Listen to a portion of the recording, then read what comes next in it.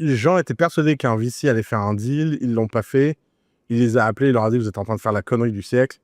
Nous, on avait un framework très simple à The Family. C'est ne regarde pas les projets, regarde les gens.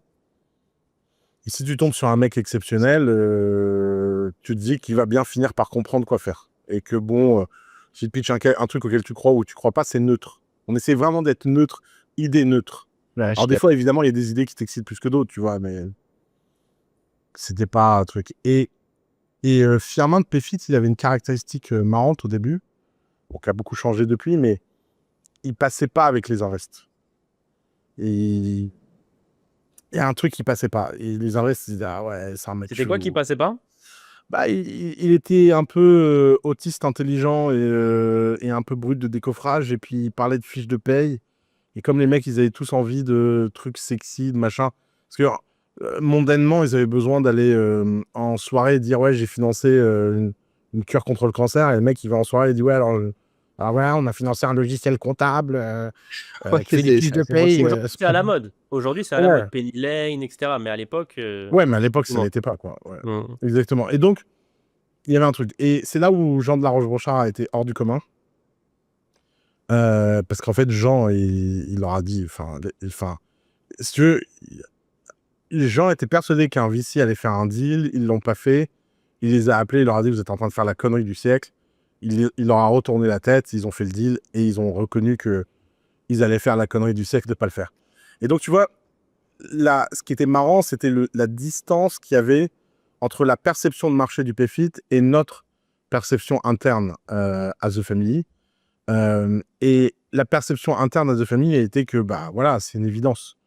Et c'était une évidence pour une règle simple, c'est qu'on avait la règle que quand des gens intelligents s'attaquent à un marché complexe, il y a toujours de la magie qui se passe, systématiquement. Et que donc, il n'y avait pas besoin d'analyser, de croire, de machin. Il suffisait juste de voir. Et de ce point de vue-là, ils étaient au-dessus du lot.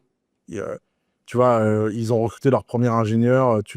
C'était des gens, tu leur expliquais des trucs. Tu leur disais, voilà, pour faire un bon recrutement, faut voir 20 candidats. Vous voulez en faire 3, il faut voir 60. Le mec, il revient une semaine après, il dit, voilà, j'ai fait un pipe. J'ai vu 600 personnes. J'en ai sélectionné 10, machin, enfin. Machine de guerre. Ouais, machine de guerre. Quoi que tu leur dises, ils étaient toujours du côté exécution de la force. Et il n'y avait pas de... Et d'ailleurs, c'était marrant parce que cette caractéristique qui est très rare. Et ça, c'est une des caractéristiques les plus rares dans ma carrière, mais qui est devenue, moi, un flair. C'est que quand tu interagis avec des fondeurs et que tu leur dis quelque chose, il y a deux types de fondeurs. Il y a les fondeurs qui essayent de faire tout ce qu'ils sont d'accord. Tu vois, ils vont essayer d'évaluer ce que tu dis, challenger ce que tu dis. Ils vont discuter, ils vont résister, ils vont essayer d'avoir des contre-arguments pour essayer de trouver la vérité par le dialogue. Et en clair, ce que j'appelle les fondeurs philosophes. Et puis, il y a Firmin de Pfit qui parle jamais. Tu lui dis un truc, il dit OK. Je suis bon, OK, très bien. Et puis, la semaine d'après, il vient, il me dit voilà, j'ai fait ça, ça a marché, merci. Et tu dis mais t'y croyais à ce truc? Il fait alors là, pas du tout. Franchement, quand tu m'as dit ça, je me suis dit c'est complètement con. Donc, on a essayé. Et en fait, c'est cette capacité que ces gens ont de faire des trucs auxquels ils ne croient pas. Ouais. Comme Netflix avec les films. Comment?